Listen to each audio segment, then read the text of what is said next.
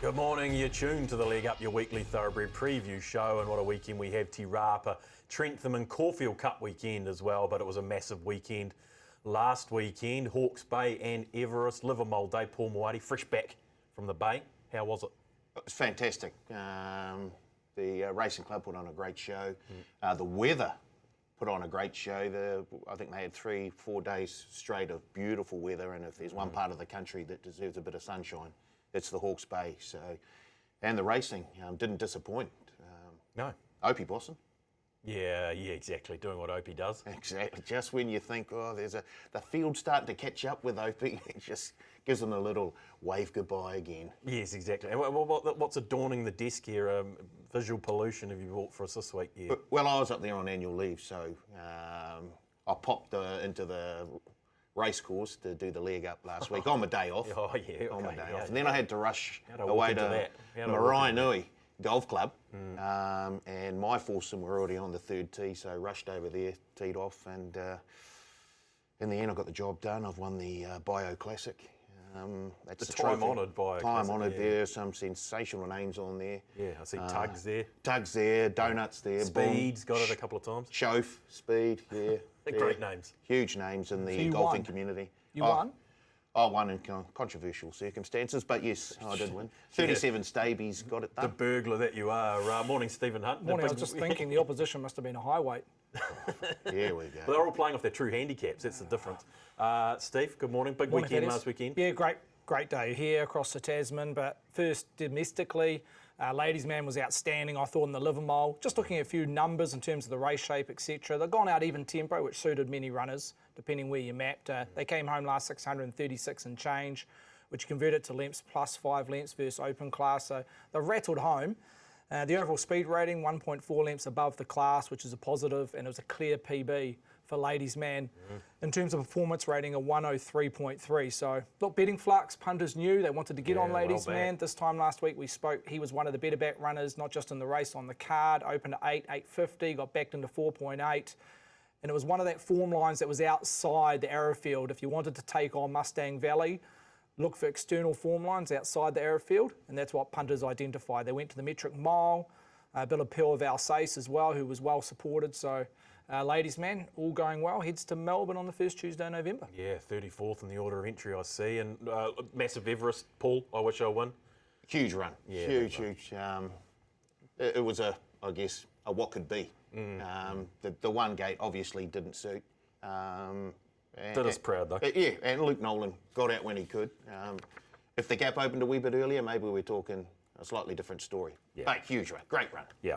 Big day, Livermore, big day in Sydney as well. Let's bring in the king of Hastings, Brendan Popplewell, and the beautiful Hawke's Bay jacket for a big NPC final coming up, BP morning. Good morning, team. Yes, looking forward to that on the weekend, a Saturday afternoon NPC final against Taranaki, which will be a tough opponent. But yeah, it should be good fun, that. And just going back on that weekend as well, look, it's a carnival that I've grown up with and remember it well in terms of the past Celts and Livermoles. But that meeting last weekend really had such a good feel about it. And Paul, I'm sure you'll be able to talk about that as well, and as you have sort of about the day it just was full of energy. There was a lot of people there enjoying themselves, and I think the participants were also right behind it, because we know that there's a good vibe out there at the moment around the racing game, and I definitely felt that on the weekend just gone. It was a super day. Yeah, and someone won $10 million to top it off, BP. It's not bad going. Wow, yeah, how about that? That is an incredible effort. Yes, a couple of favourites have fallen in the right slots in first, second and third, but to still try and find the rest. If you watch that finish a few times, there's a couple of real nose finishes there for like 6th, 7th and 8th. Mazu gets cut out of a gap, for instance, and looking like it was probably going to finish into maybe 6th position, gets shut out of a gap, finishes second to last. So just things like that can all go your way to win $10 million. Imagine just waking up on Sunday and seeing your tab account look like that with $10 million in there, and you have a few heavy plays, maybe on a couple of rugby games or something. But yeah, well done to that punter. Yeah, absolutely. I heard when he got contacted, he was in disbelief, didn't believe the scam, hoax. Yeah, exactly. It'd be interesting to see how many people had just missed out. maybe Yeah, had 6th or won 7th the other round. way. Yeah, exactly. Yeah. I wonder if there's any hard luck stories. I bet there's plenty, as there always is in punting. Yeah, well done to that customer, taking home $10 million. Righto, before we get on with it, we want to head over to Melbourne, to the hardest man, working man in trackside, the unofficial 5th member of the leg up. Morning, Aidan Rodley. Where are you today? Yep, morning boys, come to you from Caulfield. Right in behind us here, they are just putting on 10 mil of irrigation, so you might just hear a bit of background noise as well. It is another glorious Melbourne day.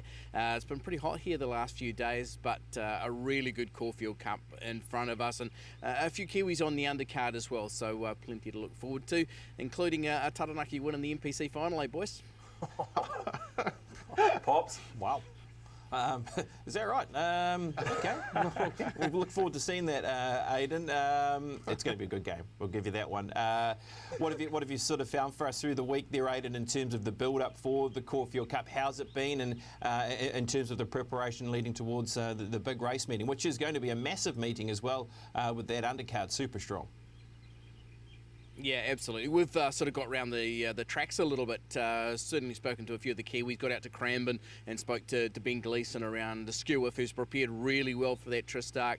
They've given her a little bit of barrier practice and things, and by all accounts she's taken to it really well. Also Zurian for Brendan and Joe Lindsay going into the 1,000 Guineas Prelude. Former Weatherly horse, Darren Breyer Weatherly horse Matawai, who beat Mary Shand on debut by 2.5 lengths. It's looking like pretty good form. That also goes into the same 1,000 Guineas Prelude here on Australian debut for new trainers Mick Price and Michael Kent Jr. So that'll be interesting. And of course, if the Andrew Forsman trained Mr. Maestro comes up to his very best form, especially of last spring, then he's got to be a factor in that Moonga Stakes. So there's a little bit of Kiwi influence as well. We've got around spoken to James McDonald and Mick D and Daniel Stackhouse and things as well. So it's been a really interesting week. Build-up's been great. This is one of the big races. Richest 2,400 metre handicap in the world, they tell me. Look, Aidan, you didn't see Kieran Maher behind you there with a hose, trying to put a little bit more water on the track than the 10 mil required for Gold Trip. Any word around what Gold Trip's going to be doing on Saturday afternoon? Well, I think this will be music to his ears to hear that this much water is going on, and hopefully they do run. They were only saying good 2, so I think they are definitely aiming for a good 4. And if that's the case, then hopefully we see him run, because if we see him run, we'll see him back to defend his title in the Melbourne Cup, won't we?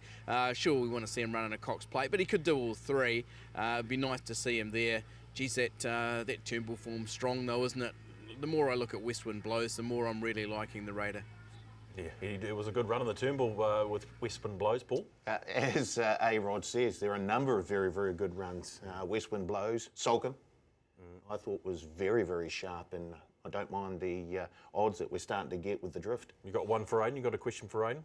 Yeah, look, the All Blacks are currently in France, about to attack a Where's World this Cup going? semi-final, and they've got some very, very good liaison officers looking after them.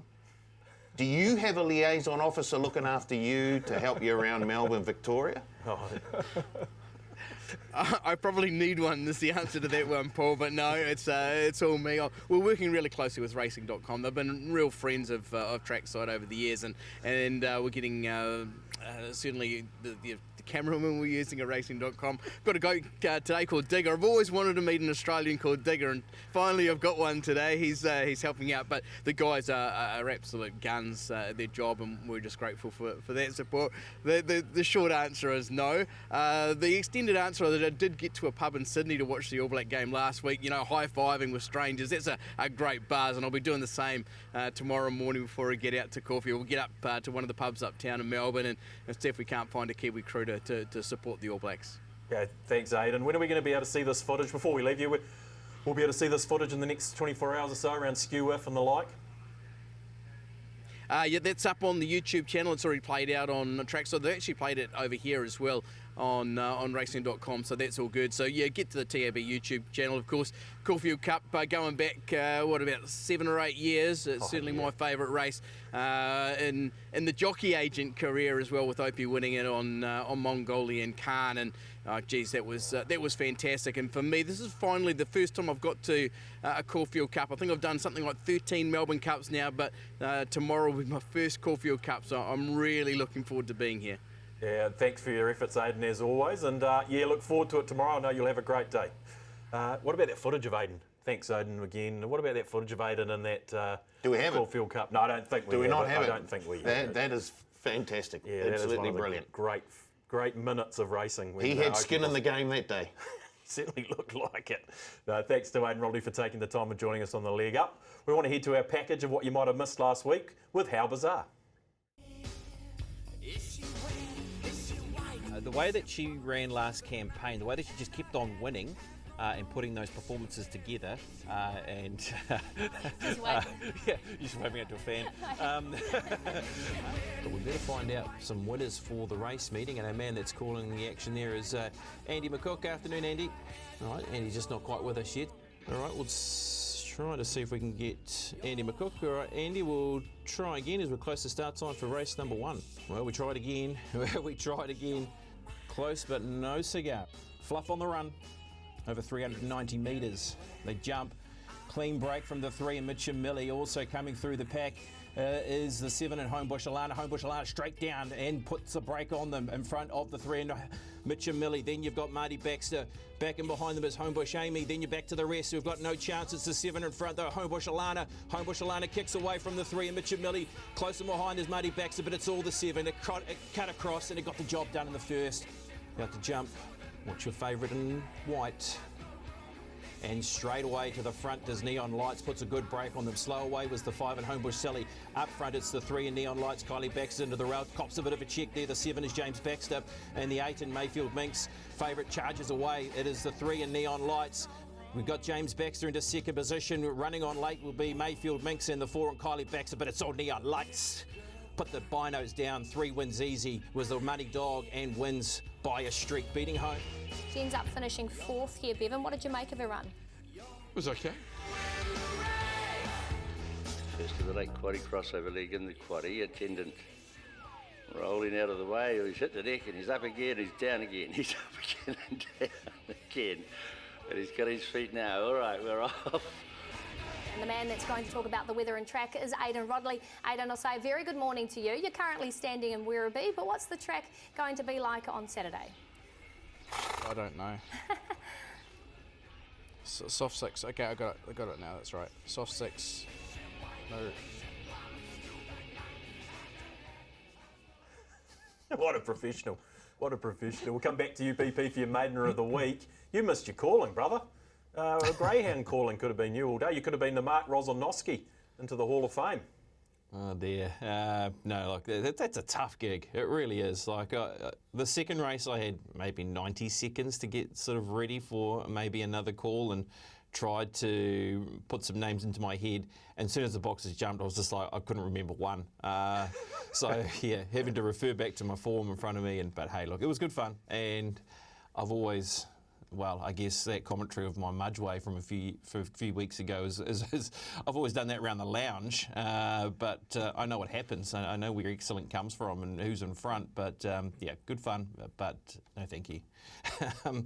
They do a great job, those guys, and gals. There's Pip as well. Yeah. Very good greyhound caller herself. Right, let's move on. Let's get to the Maiden of the Week. Ooh. About a Girl is the Maiden of the Week, and it was a pretty easy one to find, wasn't it? Because this horse was impressive. Trials, well, trials were all there to see. This horse blew them off the track at Waipa, and it was only in second gear when it won its trial. And then it gets to the clear here and runs down a horse who was very good at the trials in Blondie. There should be some good form around this, but that is a massive performance to be able to win from there, to be back second to last on the point of bend. Horses in front of her, she had to clear. Once she cleared, she was very good through the line. So, look, potentially we could see her in a black type race. I'm sure the phone's been ringing off the hook as well for Nigel Tiley and that runner. Of course, bred by Marianne and George Simon. So they've bred another good one there by the looks of it, and About a Girl. There's no doubt about that. Steve, it was impressive. They didn't forget to back it. No surprise. It did what it did with the money we saw for it, but they looked like they crawled along and it got home really strongly, so it was impressive. Yeah, look, the overall number is minus 2.3 versus the class in terms of lengths. Look, they've gone out okay to the 600, run home okay, but I think you just got to trust the eye Remember, those two 600s and the last 600s are comparable to open class standards, not maiden class. So if you can get somewhere in the mix within 2 or 3 lengths, it's not a disgrace. But just back on the winner, well, we're looking for that filly to really step up and smash the clock. She's definitely not even, well, she's not nominated for 1,000 guineas, so she won't be going there. It's going to come up far too quick, but possibly a soliloquy in the next couple of weeks. Maybe an 8 carat looks her kind of wheelhouse in terms of a Christmas, New Year kind of race. But yeah, we're just looking for that filly to really stamp her mark and be superior of either rest, because we've got a bunch of fillies that, on my database, there's probably only around about 1.5, 2 lengths separating the top 8 now that Quintessa's in the spelling paddock. So this could be it, but again, you just got to trust the eye, not so much the numbers, which are inferior in terms of a speed class. On the same day, the race latter, straight on the back of About a Girl winning, was a horse of the name called Mesa Verde, who was very impressive. Speed rating was 3.1 lengths above par in terms of the maiden class, and if you compare it to About a Girl, it was 5.7 lengths superior. So Mesa Verde, a 4-year-old mare, she's been off the scene. She might have had the odd issue or whatnot, because as we know, Cody Cole is lethal when he presents horses first up to the races, and he got the job there with Opie Boston aboard. So maybe one to follow as well, just purely on numbers. Yeah, okay. Again, I think that might feature in our Overs Gods. In fact, I think both those horses might feature in Overs Gods a little bit later on. Right, so let's head to Te Rapa team. Before we get to Trentham, we want to have track conditions and weather as well, Steve, for Te Rapa. Yeah, mainly fine there. You see there, Sal Westerlies. A soft 5 currently with the rail back in the true position. Now, the last meeting was at the back end of September. The official date was on the 29th. The rail was out 6 metres that day on a genuine heavy track. So, look, I think it will play advantageous up and in the first 3 to 4 metres off the rail. So horses that can have tactical speed, have drawn an inside gate, I think it will be pivotal for their chances to be a winning possibility. So, but yeah, overall, I think that track should come back to a fore at some stage tomorrow. Okay, race number 7 on the card is the James and Annie Sarton Memorial, Steve. For 3-year-olds, which will have a rather large bearing on a 2,000 guineas market. Run us through this market, please. Heavily punted, the favourite Crescetti, $1.60 rated a 62% chance. Opened at $1.75, Thaddeus. Biggest single bet, 2,000 at $1.75. And that money's just continued to flow from Wednesday to where we sit now, Friday morning. In terms of dollars invested, it holds 85% Crescetti versus the field. In that second line, Lupo Solitario, $4.50 off a shorter of $4.20 quote. $8. What you wish for was the original price on Wednesday. It's been backed in a point to $7. Monday Melody, double figures 11. Solidify 12. Best of the rest to catch a thief at $21. So look, overall summary, don't have to be Einstein from what I've just spoken about, but Crescetti is your best back runner when it comes to the Sarton. A lot of ticks, a lot of positives around the favourite here, BP. He's odds on to win a 2,000 guineas and does a lot of things right, doesn't he, this favourite? Look, he does, and this was a victory where, look, I'm sure if you were on, and there was plenty that were at the very short quote, that you had a few sketchy moments, didn't you? But boy, he just found a way to win, and once it all opened up for him closer to the rail, doesn't he charge? He's very good in his role so far, hasn't he? Been 4 from 4. We saw his demolition job, which of course was 2 starts ago when he won the Northern Breeders, when he was able to beat home Trobriand on that occasion. He won by 4.5 lengths. And look, I know you could question his opposition that he was able to beat in that Northern Breeders, but all you can do is win. He is a horse who's got the right barrier draw. He has the tactical speed. You can see why he's been back from $1.75 to $1.60, and he's the $1.90 favourite to win the 2,000 guineas. It's all in front of him here, and really he should take that right spot in the running, you'd imagine here, team, and it should be a comfortable watch, you'd imagine, I thought, Stephen. Yeah, I think so. Look, he's just a punter's paradise by his racing style and ability. He's got tactical speed. He can run even fractions to the 600, and then he has the ability to run even fractions on the back of that to run 11 seconds for his last furlong or 2. Now, if you put that all together, which he's done in the past up at Ruakaka, things didn't quite unfold at Te Rapa, which we saw on the footage, but look, I think he's just one of these bulletproof horses over 1,200-1,400 metres. And can he lead? Well, yes, I think he can. I think Fonzie probably dictates to where Crescetti lands in running midway through the race. Fonzie could come right across and that would get the trail for Crescetti, or we see Fonzie just sit outside Crescetti. But look, he's clearly the one to beat. He's got the numbers. 1400 no dramas, which is proven last start. Yeah, Paul, the X factor's Lupo Solitario, I would have said. 2 from 2, looks a bit untapped, and what it did this day at Tauranga with what you wish for in the race was impressive. Very, very impressive. I think you might have been your best bet as well from memory. That's why I brought you in, of course. Oh, thank you, Thad. Yeah. Look, he has looked very, very good in his 2 race day starts to date. And I love the fact that he knuckles down, and and horses will come up beside him, and that's what we see here with What You Wish For, and he'll just keep fighting. I love to see that in a racehorse, and he is starting to get to a price that is really, really tweaking my interest. Okay, now I'm sure that we're going to continue to see money come for the favourite, and rightly so, Crescetti, who has looked very, very good, has won in all sorts of services, as we saw. Things didn't quite go 100% to plan in that last start at Te Rapa. No, but and wide. he still won with barely an effort. Yeah. But the numbers suggest that the step up to 1400 should pose no problems. No. That's the only sort of negative that I see. No, I think he'll eat the 1400. Well, You think the 14's a negative? it's just You're only negative. that's the only thing that I can see him not getting there. Yeah, okay. So- And I think Lupo Solitario actually is better suited to the 1400 at this time of his career than Crescetti. So I'm waiting to see a wee bit more sort of money flow the way of the favourite, and then I'm ready to jump on Lupo Solitario. No shade on Crescetti whatsoever. I don't think Crescetti will drift. I honestly don't think. No, I'm not. I'm wanting Crescetti to crunch in, more. yeah, so that Lupo Solitario drifts. And we get $5 and we step in. That's when we do We it. take the. But BP, what about Solidify? A few question marks in that run, 2 back at Hastings, but a lot better in the Hawke's Bay Guineas last time. Look, it was. And was it down to the track conditions? We've seen this horse produce his best figures when he has forgiveness in the ground. Obviously, it was a heavy track this day in the Hawke's Bay Guineas. His prior runs were good, for instance, in that autumn period. That would be the one question mark for him. I don't doubt his ability in his class, but he might be just looking for a little bit of help, because he was very good here. He's been run down by a nice horse. I think that the Lisa Ladder horse does have to be respected when we get to Christchurch and Lantern Way, but I think we were looking for this performance as well, because judging off his run behind Tokyo Tycoon and the Al Rocker, there was question marks with what he did there. There was no question mark on how he was able to perform at Taupo. Yes, that is true. But of course, that was, again, a track that had that forgiveness in the ground in that soft 7 bracket. And then you've got horses like Monday Melody. How do we line up Monday Melody? Now, this is a horse that I think has got a lot in his favour in terms of going forward.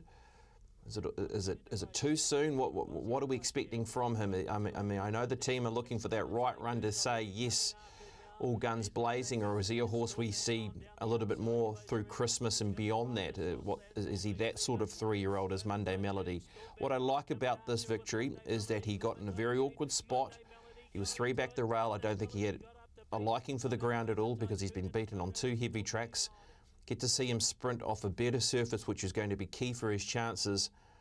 He can be a top 4 player. I think there's a lot of horses in that bracket, though, isn't there? Once you break down your favourite in Crescetti, and I think Lupo Solitario is that second favourite and a clear second favourite, you could make some good cases for Solidified, To Catch a Thief, What You Wish For, and Monday Melody to be finishing in that top 3, top 4 position. So I'll be very interested to see what he does here on the weekend, and if the race sets up for him and he gets out and he runs on, he might be a watch.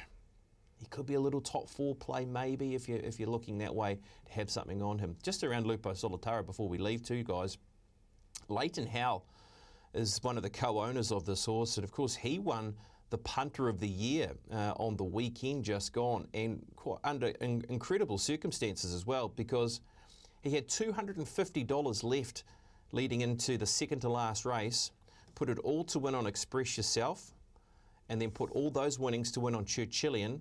Within 2 races, wins the Punter of the Year, takes away $21,000. Then the stake on top, of course, which is a $20,000 prize. On top of that, there was a $10,000 bonus bet in the Everest. Oh, I don't know, what should I put it on? I'll put it on Think About It. Well, that wins. So within the space of 2 hours, has turned $250 into $71,000, if you don't mind. That is good going. That's the sort of afternoon you dream of, isn't it? Well, you can go buy another Satana Aladdin at the K sales in January. What about Monday Melody, Steve? Quickly before you get back to Pops' selection. There was nothing flash on the clock you saw there on the numbers, which is a little bit concerning. The last 600 was 38 and change, which was the second slowest on the day, with an overall speed rating of minus 2.6 lengths versus the class. So that is a little bit concerning because he's got to improve significantly off that run to tomorrow afternoon. When you normalise against the 3-year-old earlier in that day, which happened to be the favourite in Crescetti, albeit that was 1,200 metres, Monday Melody rated 8.4 lengths inferior. So that's what I'm talking about. Just has to make that decent improvement. I just don't know if it can do it off one run. The positives around Monday Melody, which BP already spoke about, is the improving track. He's got the pedigree, and he's one of the very few horses in the race that has a decent ceiling, and I can see him hitting a ceiling, but whether it's tomorrow or maybe post-Christmas. Okay, Paul, your selections for the James and Annie Sarton Memorial, please. Who have you gone with? You're leaning, sounds like it, towards the second favourite. Look, we've seen this before in a race like, what was it, a few weeks ago, Prowess was a dominant favourite there, and there was a wee bit of value outside, and Town Cry gets up at around 20s. I think Lupo Solitario is going to get out to a price. Anything $5, north of $5, I'm ready to have a little stab on. So I'm going to put Lupo Solitario on top here, but I'm hoping that BP might have a fixed Quinella for us or something, Lupo and Crescetti. But yes, Lupo, look, I may be wrong, and Crescetti might just continue on the business that he's been doing and win by 3 or 4 lengths. Okay. But just in case not, I'm happy to have a Lupo little should stab stalk Crescetti on the mat. At worst, 3-back rail, depending if Fonzie comes right across. But the Lupo camp will be hoping Crescetti leads and he trails, and will stalk him and hopefully present off his heels at the top of the straight and may the best horse win. But look, I think just for this race, this assignment, 1,400 metres at Te Rapa, I'm going with Crescetti. Not to say Lupo could be a better horse post-Christmas, but they're two very, very good 3-year-olds, gun 3-year-olds. Hopefully we get a bit of a match race on in the afternoon. 100%. Final thoughts on the James and Annie Sarton, BP? 350 for that fixed Quinella team. I thought that was really good shopping, and we've seen so often when there's been these Quinellas identified by the TAB, they love to give you that Saturday morning boost. Let's hope that we get that boost on that Quinella by Saturday morning. So I'll be checking the bottom of that page to make sure to see if there's any little boost around that Quinella, because I'll be keen to get around that, around those two horses. And then, as I said, in behind, I think there's a lot of good chances. What you wish for a Monday Melody are a couple of horses we're keen to watch. To Catch a Thief, if it jumps and it puts itself there, does he land 3-back defence and just get that chance to be able to follow those horses through? So intriguing tactically, but Crescetti and Lupo Solitario, I'm keen to get around that Quinella at 3.5. Hey, I got a lot of faith in you. I'll stick with you, kid, that's the bottom line. Lance O'Sullivan Award time, Pops. Where did you find the ride of the week for us? Look, I'm going to go to Tauranga on Wednesday. Courtney Barnes aboard Major. This was a horse who was backed at a bit of a price as well, and maybe they knew that this was going to be the tactics. Drew Barry number 1, as you can see here, Courtney's keen to get to the front here and hold that position. Then increases it down the back, was able to get a sectional in her favour, and then just thought, let's just keep going here. And they were breathless in behind, and it was all Major. She got a bang on right. She was able to increase it at the correct time. She was able to take the pedal off at the correct time to give the horse a bit of a breather and gain that advantage on them again down the straight, because they just could not catch up to Major. Lance O'Sullivan Award this week to Courtney Barnes.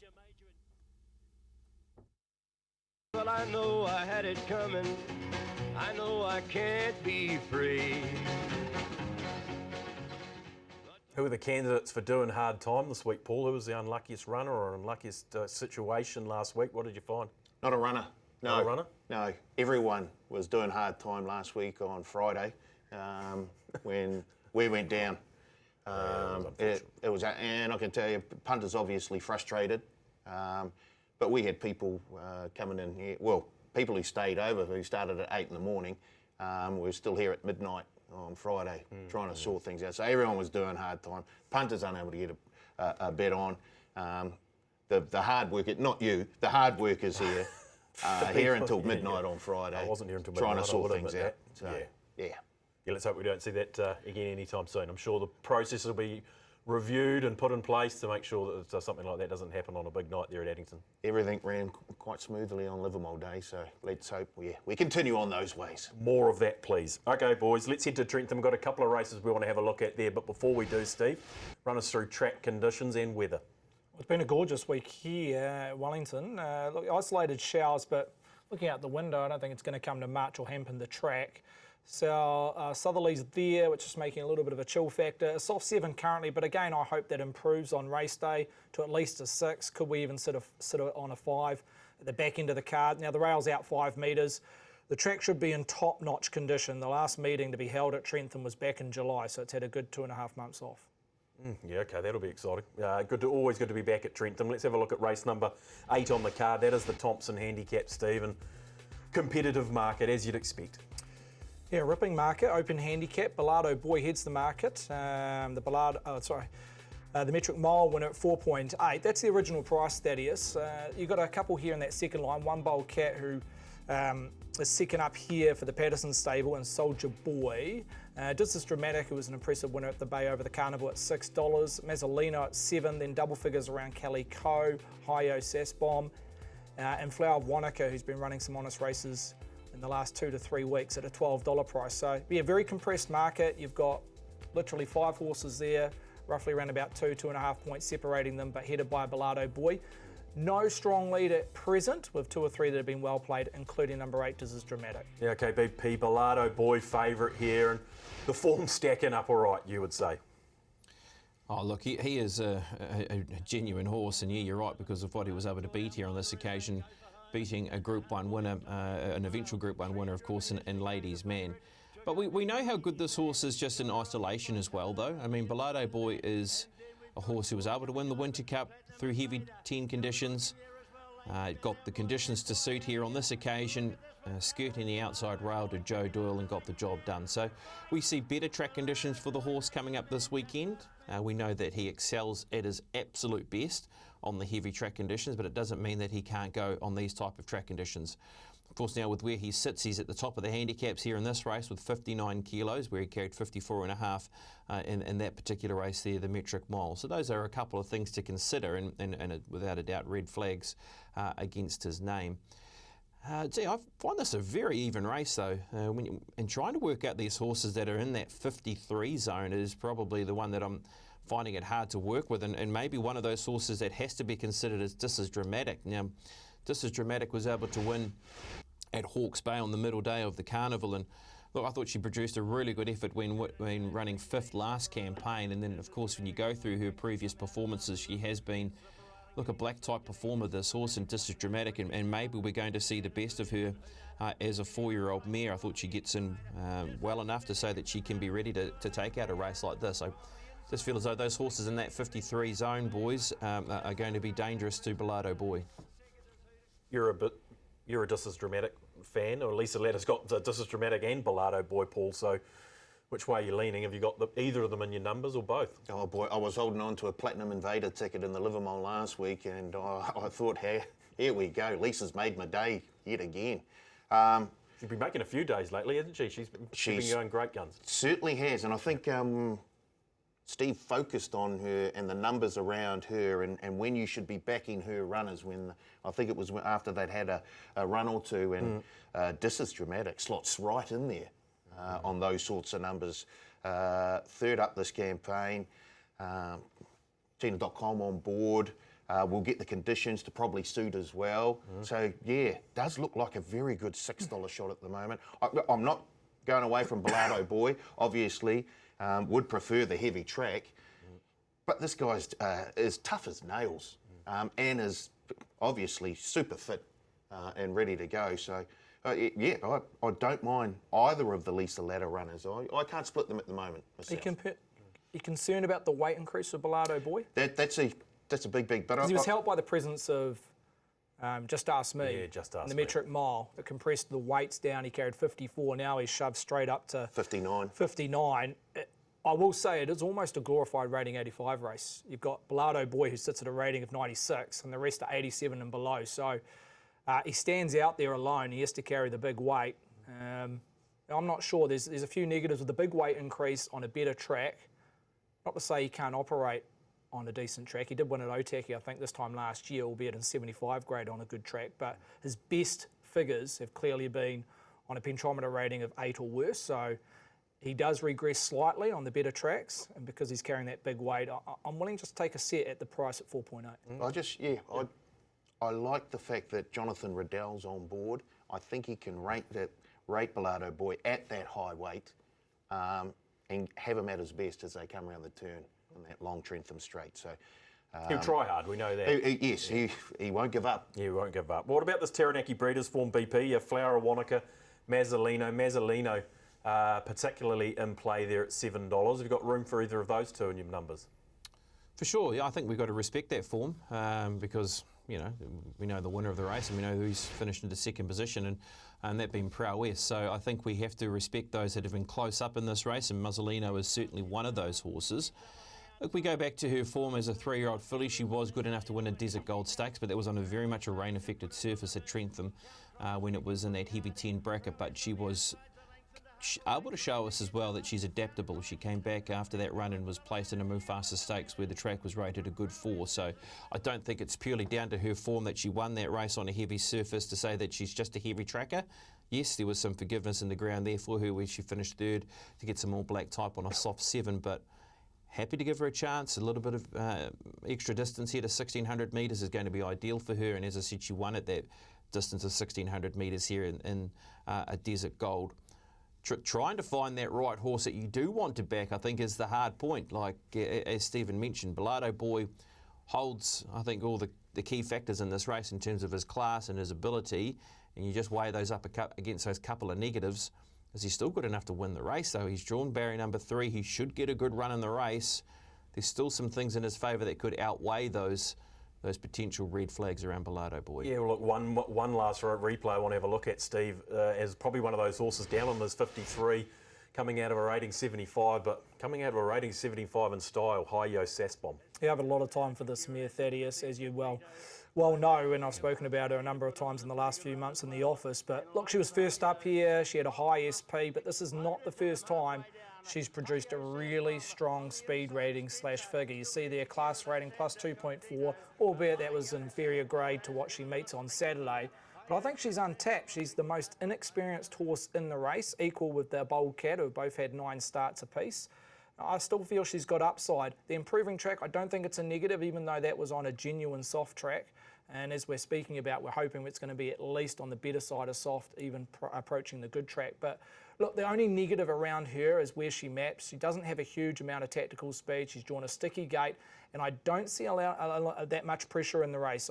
They could run below even fractions to the 600, which may find it difficult for those back markers on a track that hasn't been used for a while. So in terms of my number 1 selection, I was tempted around Hi-Yo Sassbomb. I've got her in the calculations because she sits on the minimum of upside. But Mazzolino, I think she's the map horse. I think if Courtney Barnes can show some intent from a wide Sullivan gate, Award winner. well, looking to go back to back. And I just feel there's an opportunity for her to either sit outside lead or maybe even possibly lead. The Carpe Diem looks to be the leader, but if she can come across, maybe sit outside the lead or even slot in that 1 out, 1 back position, because it doesn't, as I mentioned, there doesn't look to be that much speed. You go back as a 3-year-old, she wasn't far off our best 3-year-olds, the Skewifs alike. She bet Penny Wecker in a Desert Gold at Trentham over 1,600 metres. So I just feel she's better suited to handicap conditions. She raced at weight for age, didn't disgrace herself against some really good mares. She drops from 56.5 to 54. I think she's the one to beat at a nice each way price. Okay, Paul, your final numbers here, and Thompson?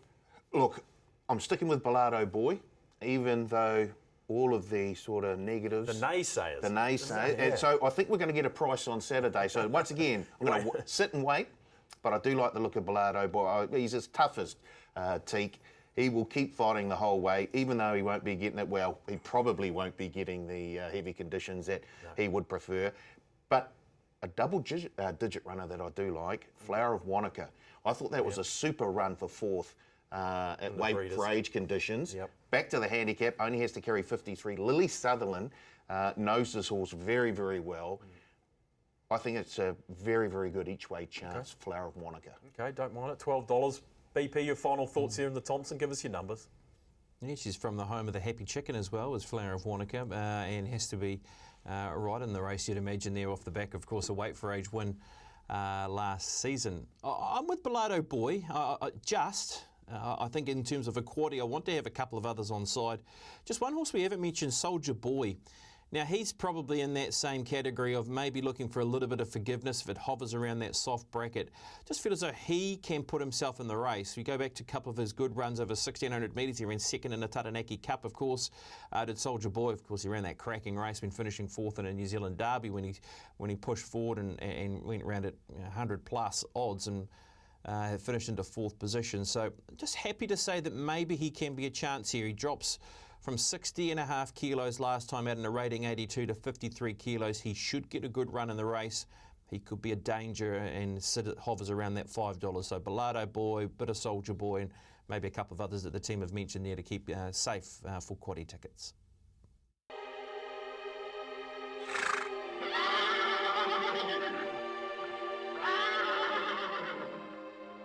Not sure what customers did last week. Maybe it was that Friday night the outage that meant the overs gods were well and truly smiling on customers last week. Let's have a look at some of the numbers. Tower Fly Pass, 9 into $5. First, relegated to second, but fixed odds bettors got the money. And I Am, well, boy, oh boy, this is a star on the rise, potentially $2.80 into $1.90 first. Rockburn for the locals, $6.50 into $3.60. John Barry third, worked extremely well back, a good run. Ladies Man, we've already mentioned it, 8 into $4.80 and bolted in. And Blissful Bell for John Barry again, nearly got the chocolates in the last, 14 into $7.50. Ashburton on the Monday on the bubbles, back on track, good to see on the bubbles, back in the winner's circle, $6.50 into $3.80 first. 0076 into $3.50 first, unfortunately I think went a miss, but got the chocolates for back customers, $6.50 into $3.50. Maldini for the Pike team, $3.20 into $2.10, could only manage fifth, but they finished with a bang. We've seen about a girl, BP's Maiden of the week, 3 into $2. And Mesa Verde, that man Opie Boston, I told you we'd see it again, $7.50 into $3.60. So a lot of firsts there amongst overs gods. And Tower Fly Pass, customers I think got paid, so it's not bad. Yeah, so we've got the express payout first of all. So money straight in the account. Money straight into the account once the provisional results are posted. That's for fixed odds win, top 2, top 3 and top 4.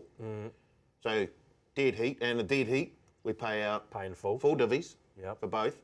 And then Tower Fly Pass eventually got relegated. But already paid out, you keep your money. And there's protest payout as well. Protest payout as well, yes. So couldn't lose. No, well, no. So as you say, overs gods were smiling after what happened on Friday night, and all the sort of promos and offers that we have were smiling on punters for that first race at Hastings as well. Yeah, well deserved too. Okay, let's move it along to race number 1, Steve. It's the 3-year-old race here from Trentham, and this will have a few ramifications for 2,000 guineas markets as well. Yeah, I call it moving weekend with this race and also the South and up at Te Rapa when it comes to both guineas in the early stages of November. But Shanti Lace heads the market here at $3.20. Best played in terms of dollars invested, but not clear cut. Pinging in that second line with Bozo, $4.50 each of 2. They basically strike dollar for dollar. A stipulator at $5, Danjuro at $5.50 off a shortener of 5. Up the ante at $10, and Vesta's Bodacious Kate, who possibly looks the leader here at a $31 quote. So again, no strong lead. The top 3 have clearly been the best back runners with a nice spread of money. Okay, she doesn't know how to run a bad race, does our favourite Shanti Lace BP. 4th here in a Hawke's Bay Guineas, is it? Yes. Yeah, it was okay. You're not bad. Very good. Yeah, touche. Yeah, sorry, Bevan. Yeah, no, it was a nice run, wasn't it, when finishing into 4th position from her in the Hawke's Bay Guineas. It's a off the back of what she was able to do 2 starts ago, and of course 3 starts ago when she was able to win the Whanganui Guineas. Now, I have no issue with her being on a slightly better surface. That was a heavy 9 that day. We saw her efforts on that soft 5, soft 6. Those tracks were right on the borderline of being better than that, especially that Whanganui one. That track just kept improving all day, and then she went to Hawke's Bay and finished second in the Gold Trail. She has a barrier draw, she has weight relief. Now this is a a good race. It is a really good race, but I just like the fact that she gets a barrier draw. If you go over all three of those efforts as well, she's had to do a little bit of work. We know that she's a horse who can take a position. I think she has to be right in the mix here. I'm keen about Chanty Lace here. Yeah, she's a consistent filly, there's no doubt, but there's a bit of talented 3-year-olds engaged here, and Stipulator and Pinion, two of them, both resuming here, and both good runs, Steve. Yeah, very good run, especially on the clock. You see here, you'll see the numbers. It was a strong on the clock, plus 1.2 lengths versus the class. Over 5 lengths superior against the reigning 65 gallopers on the day. Just though, when I assess this race and the overall day, Thaddeus, look, I think she hit the best part of the track, 4 or 5 metres off the rail. It was definitely inferior ground to where you see a few of those horses there where she was finishing over the top of them. That was probably just the...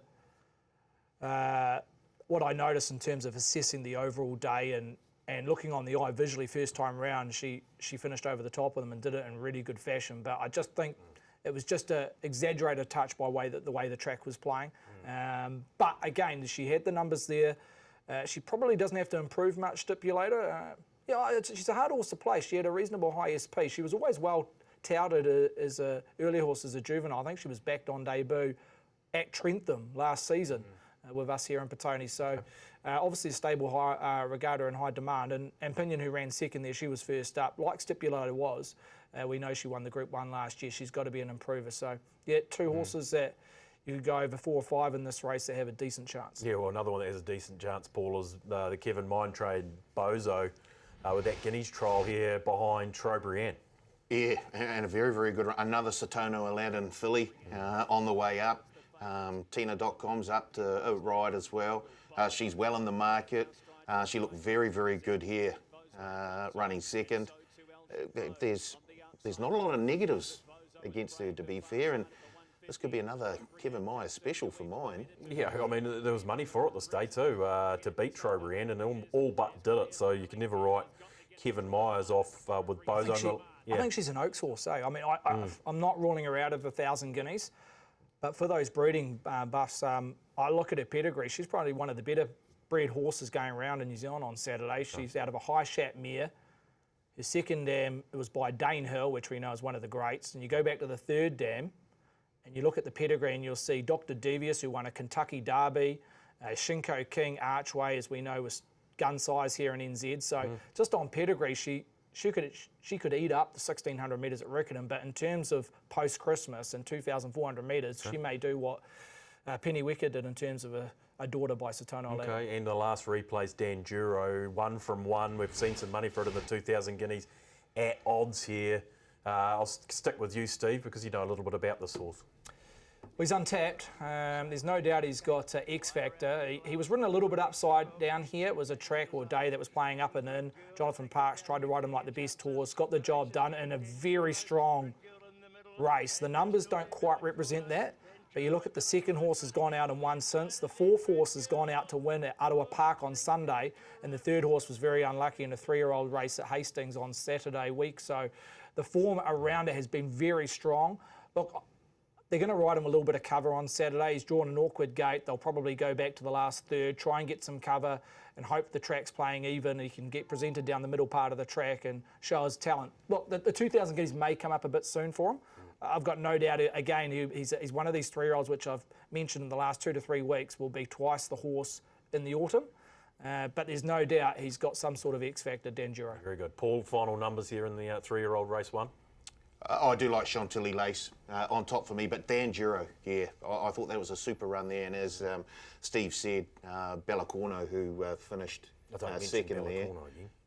Well, we mentioned it last week because I got on at the wrong time and BP got on at the right time. Yeah, so. Speaking of BP, what do you think is going to happen here in race 1? I do like Chanty Lace. I think the horse has a lot in her favour. Good barrier draw, really rate her performances we've seen from her throughout the spring period. So, yep, happy to be around Chanty Lace in the first, which is going to be a cracking race. Trying to do better, can't get no worse. What I done wrong, I done right. It's my darkness, see the sunshine. Contrary to popular belief, we don't always get it right here on the leg up. BP, what do you need to confess this week? Right, Cricket World Cup's on. It's at a great time when it starts, and it does mean you can, if you're doing some work or what have you, you can have a few bets. And of course, we had the Black Caps playing Afghanistan on Wednesday. I took a wee bet on runs at the fall of the first wicket. I took the Black Caps to be able to cover that. I thought they'd be able to get at least 31, 32 and over that line. So took that with thinking, yeah, we're travelling pretty nice here. Conway hits one to the boundary, and we are 1 run away. We are 1 run away from getting this finished, team. And then he is trapped in front by Majib, and it is dead set plumb. It was given not out. It was given not out. I was like, okay, it's all good. Maybe he's hit it. And then they review it, and it was Salmon Trout. He was out all day. So I missed that by 1 solo run, the over in the runs at the first wicket play. So, yep. Unfortunate. They're pesky, those bookmakers, with their lines. Paul, what are you confessing this week? I backed Star of Justice in the Barneswood on Saturday. This is what you got wrong, not what you got right. Okay, let's just hold on. Okay, sorry, I've jumped off. I've jumped in early. Sorry. Right. Yep. Star of Justice on Saturday in the Barneswood. The meeting was partially abandoned, and then rerun on Monday. Yes. Forgot to get back on. Drifted out to around $10. So you took $5 on Saturday and didn't take $10 on Monday. By a Kentucky Derby winner. So they tell me. Steve, what's your confessional this week? Well, just on Star of Justice, I took a set against her and she hit me for 6, basically. I will say, the numbers, that was the reason for the drift. There's no doubt about it. 4s out to 9s or whatever, $10 SP around her. And I may have to go to the well again because her figures out of the Barneswood were again poor. So I just feel it's the B grade form out of an average lot of fillies thus far from what I've seen on the clock. So, yeah, those horses that finished in behind, I don't think can be winning 1,000 guineas. Star of Justice, I think the one thing in her favour is the 1,600 metres, and that's where we may see a really good number on the clock. But at present, I just may have to take a set against her, depending on the field. Sounds like we've got a ready-made foreplay for next time. Here we go. We're going to get a price. I hope we do.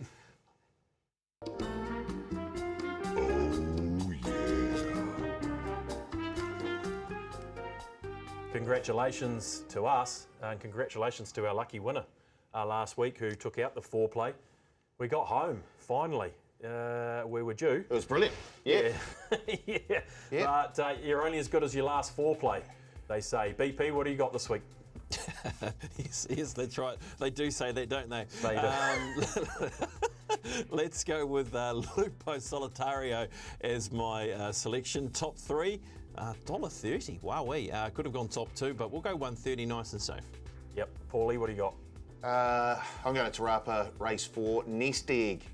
Stepping up to 2,400. We'll probably get the conditions that suits and is nom for the New Zealand Cup. So I'm looking for a big run here. Top 4 at $2.10. Very, very hard to sustain that foreplay week to week, isn't it? Stephen? I'll go to Te Rapa race 5, the Open 14. Clever Rudge. Just feel a sense of timing around this 5-year-old mare. She won 3rd up. Last preparation. She's been getting better in her first 2 runs this time in. Clever Ruds. I think she can go to the lead with that claim. With Bailey aboard, she'll be hard to run down. Top 4 at $2.10. I got Danjuro finishing hard in that race we just looked at. Trentham race 1, top 4 at $1.50. $100 multi could return you $758. Get to the TAB Facebook page, interact with the question, and you could be in a chance to win that foreplay multi. Last week's winner returned $543.50. Well done, Dean. Well done, and well done, Dean. Righto, it's best bet time, boys. Before we go there, let's have a look how we did last week. I'm going to go first race of the day at Hawke's Bay. She is short on, but she is the favourite for the 1,000 guineas. Her name is Molly Bloom. Her turn of foot is electric. Release the Jets, Joe Doyle, and try and win the first race with Molly Bloom, please. Molly Bloom's presented one from the outside, and then Leroy Brown, but Tower Fly Past still in front here. Cannon Hill, Molly Bloom very green, and between them Good Girl getting to the post, they hit it. I think Cannon Hill maybe Tower Fly Past, then Good Girl, Molly Bloom. Will it win all wrong?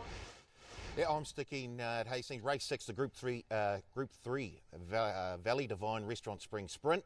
And the favourite there, no surprises, that wonderful mare, Romancing the Moon. Paul, the owners have got Paul there. So that's finalised his bet for him, running into the owners of Romancing the Moon. It is our Rowdy Cat in front for Boss and a length clear from Not Guilty Trying Hard, then Mercurial, later Vencedor. At it again, Owen Patrick, and our Rowdy Cat will win and win easily. Maybe Mercurial, Not Guilty, then El Vencedor and Romancing the Moon. I'll go to Sunday, Ottawa Park, really good card there. I'm going to go early in the day, race 3, the 3-year-old sprint, Chica Mojito. Have you stolen that off Pops? Are we making that official? Because wasn't that Pops' best bet? I liked her as a trialer, so you know, he's okay, we'll leave it.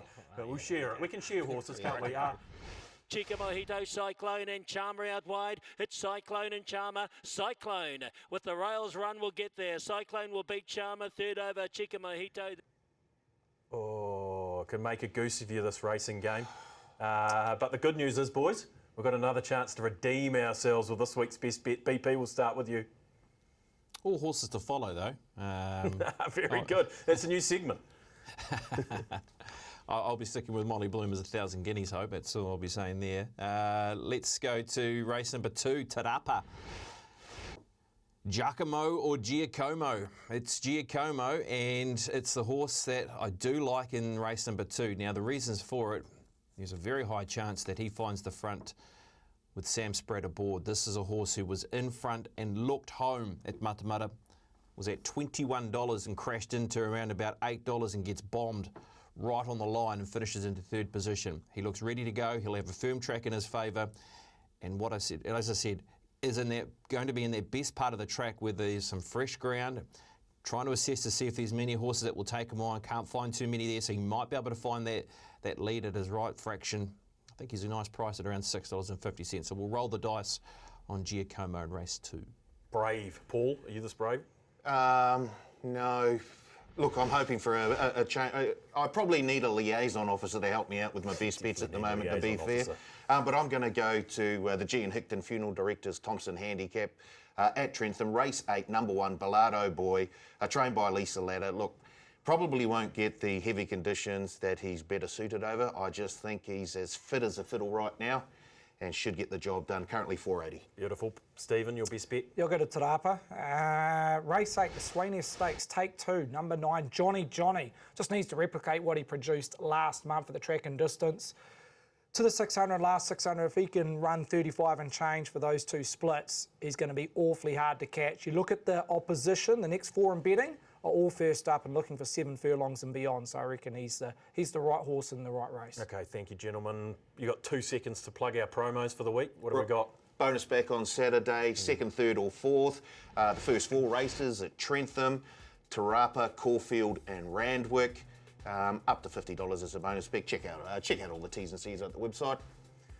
Beautiful. Well surmised. Yeah, it's exactly what I asked. Okay, boys, so it's time to wrap it up for another week. Thank you, BP. What are your movements over the weekend? Yep, heading to Te Rapa on Saturday, so looking forward to working with Lee Thinnis as we gear up for what is an important 3-year-old race to start. And each and every year we're able to find out that, I guess, that murky puzzle around where the horses sit for the 1,000 and 2,000 guineas. So we'll certainly have that cleared up, you'd imagine, by the end of race day on the weekend. And go the Magpies, go the Bird Gang. Well, what do you say to that, Paul? Well, Taranaki took a wee bit of money out of Hawke's Bay with Ladies Man winning the Livermore last Saturday. So is it the reverse this Saturday? Hawke's Bay taking some money out of the Naki. I'll be watching the All Blacks on Saturday morning. Hopefully they can get past Argentina, and we look forward to a big Rugby World Cup final Saturday week. But and then, of course, that leads right into the Trentham and Te Rapa, and then the Caulfield Cup. How good. Thanks, BP, for your efforts, as always. Thank you, Paulie. Have a good weekend. Cheers, we'll do. Yeah, thanks, Stephen, for your efforts. And we'll see you in a week's time. Yeah, so we got next week, we've got Soliloquy at Pukekohe, and Riccarton have their entree before their main course, which you got the Spring Classic and the Water Cree for the 3-year-olds. Plenty to look forward to at this time of year. Thanks for joining us again. We'll see you in 7 days' time on The Leg Up.